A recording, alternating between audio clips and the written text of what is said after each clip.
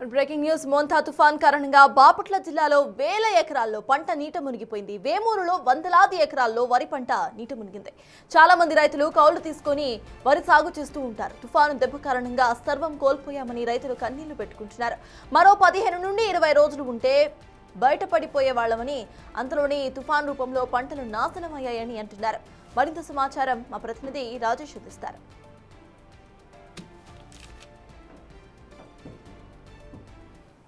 మోంతా తుఫాను రైతుల్ని నిండా ముంచింది. ముఖ్యంగా బాపట్ల జిల్లాకు సంబంధించినటువంటి వేమూరు నియోజకవర్గంలో భారీగా పంట నష్టం జరిగింది. వరి, అరటి, అదేవిధంగా పసుపు, ఇలా అనేక రకాల పంటలు ప్రస్తుతం నీట మునిగాయి. నేను వేమూరు నియోజకవర్గంలో ఉన్నటువంటి జంపని ప్రాంతంలో ఉన్నాను. ఇక్కడ చూడొచ్చు ఏ స్థాయిలో వరి పడిపోయిందో, వర్షం దాటికి అదేవిధంగా ఈదురుగాలు దాటికి ఏ విధంగా పడిపోయింది. ఒకసారి మనం చూస్తే మొత్తం కూడా ఒక చాపలాగా మారిపోయినటువంటి పరిస్థితి, మొత్తం కూడా కిందకి పడిపోయింది.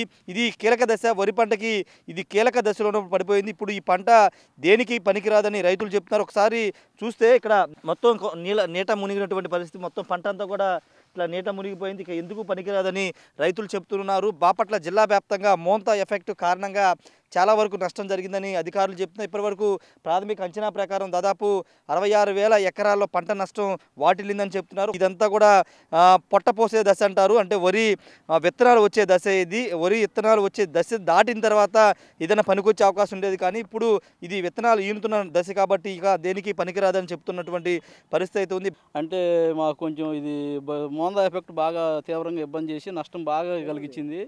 ఇది మాకు రెండో పంటకి ఇది ఏమైతే అర్థం కాకుండా ఉన్నది కదండి. ఇప్పుడు ఇది మొత్తం నీళ్ళు ఇలా తేలుతుంది కదా, ఏమైనా పనికొచ్చే అవకాశం ఉందా? పనికొచ్చిద్దా అంటే ఇది ఏదన్నా 25% పనికొచ్చిద్దేమో అనుకున్నాం కొంతవరకే. అది నీళ్లు తగ్గితే ఉందండి. ఇప్పుడు వరి కంకులు వస్తున్నాయి కదా, ఇవి ఈనిక దశలో ఉంది సార్.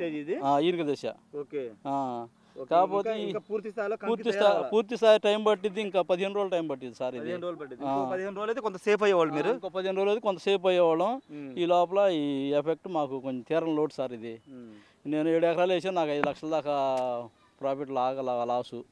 మరి దీన్ని భర్తీ గవర్నమెంట్ ఏ విధంగా సేవ్ చేస్తుందో చంద్రబాబు నాయుడు గారు, మరి ఆయన మా దయ నుంచి ఏదన్నా సహాయం చేస్తే బాగుండు.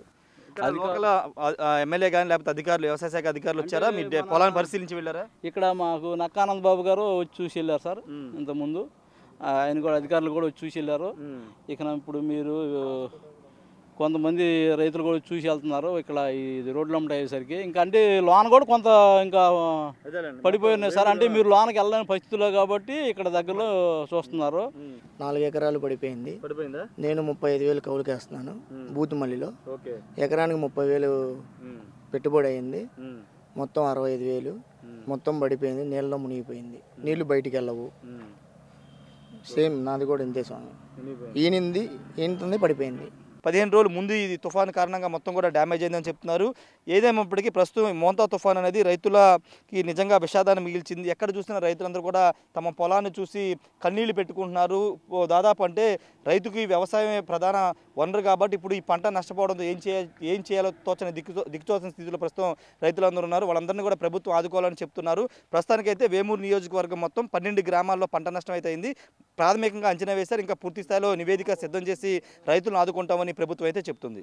కెమెరా పర్సన్ శ్రీనివాస్తో రాజేష్, బిగ్ టీవీ, వేమూరు నియోజకవర్గం నుండి. మోంతా తుఫాన్ నుంచి ప్రజలకు ఎటువంటి వ్యాధులు రాకుండా ఉండేందుకు అన్ని చర్యలను కూడా ప్రారంభించింది గవర్నమెంట్. ఒంగోలులో వరద నీరు ఎక్కువగా నిలిచిన ప్రాంతాల్లో అగ్నిమాపక సిబ్బందితో రోడ్లను క్లీన్ చేయిస్తున్నారు. నగరంలో ఇటు పోతురాజు కాలువ బ్రిడ్జ్తో పాటు పలు ప్రాంతాల్లో ఈ క్లీనింగ్ చర్యలు ప్రారంభించారు. ఒకవైపు వరద నీరు బయటకు పంపేందుకు చర్యలు తీసుకుంటూ మరోవైపు క్లీనింగ్ పనులు చేస్తున్నారు. అయితే ఒంగోలు మోంతా తుఫాన్కు జలదిగ్బంధంలోనే ఇంకా కనిపిస్తోంది. 2 రోజులుగా పలు కాలనీ వాసులు తీవ్ర ఇబ్బందులు ఎదుర్కొంటున్నారు.